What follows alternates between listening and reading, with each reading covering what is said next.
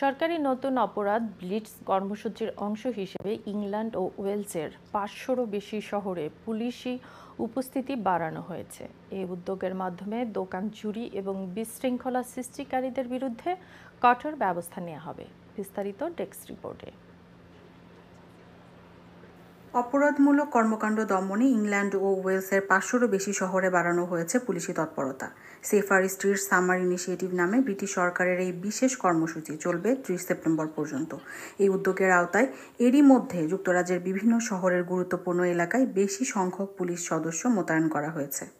British স্বরাষ্ট্রমন্ত্রী ইয়োভেট Cooper জানান, নাগরিকদের নিরাপদে চলাফেরার অধিকার রয়েছে, তারা যেন দোকানে যেতে, রাস্তায় হাঁটতে বা ব্যবসা করতে ভয় না পান।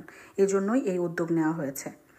Upon which all of the other opportunities in people's lives are built, and communities only feel safe if they feel strong.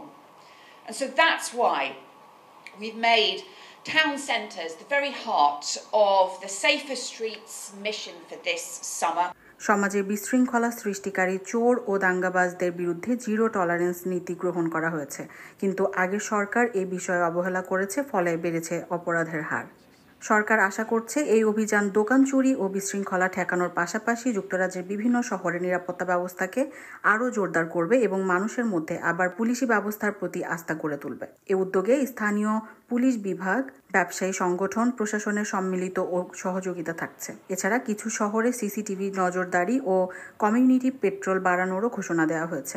সাধারণ মানুষ এই উদ্যোগকে স্বাগত জানিয়ে বলছে, এটি দীর্ঘমেয়াদী শহরের নিরাপত্তা ব্যবস্থা মজবুত করবে।